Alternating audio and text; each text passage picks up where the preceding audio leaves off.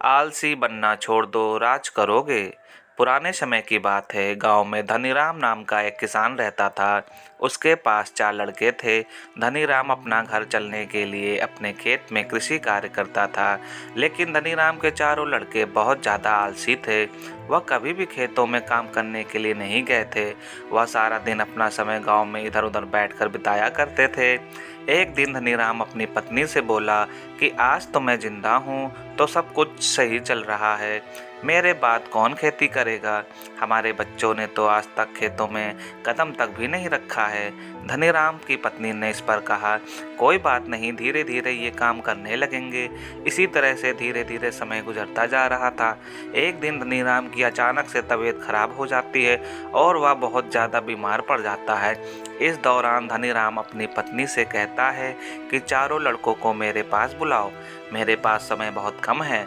इतना सुनने के बाद धनीराम की पत्नी अपने चारों लड़कों को उनके पिता के पास बुला कर लाती है।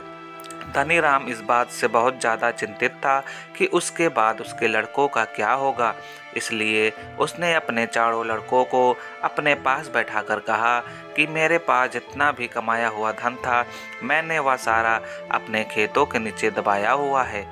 जब मैं इस दुनिया में ना रहूं तो मेरे बाद तुम खेतों में से दबाया हुआ सारा खजाना निकाल कर आपस में बांट लेना। इतना सुनने के बाद धनीराम के चारों बेटे बहुत खुश हुए। इसके कुछ समय बाद धनीराम की बहुत ज़्यादा बीमार होने की वजह से मृत्यु हो गई। धनीराम की मृत्यु के कुछ दिन बाद उसके चारों बेटे खेत में दबे हुए खजाने को खोदने के लिए निकल गए। खेत में पहुंचने के बाद चारों बेटों ने पूरा खेत जोत डाला, लेकिन उनमें से किसी को भी खजाने जैसा कुछ नहीं मिला।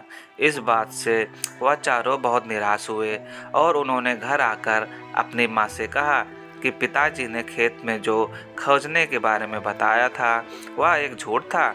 हम चारों ने पूरा खेत खोद डाला, लेकिन हमें खेत में कोई भी खजाना नहीं मिला। ये सुनकर उनकी माँ बोली कि तुम्हारे पिताजी ने अपने पूरे जीवन में ये घर और खेत ही कमाया है। अब जब तुम इन्हें इतनी मेहनत करके पूरा खेत खोद दिया है तो अब उसमें बीज भी डाल दो। इसके बाद चारों बेटों ने खेत में बीज बो दिए और माँ के कहे गए अनुसार खेत में समय पर पानी और खाद डालने लगे।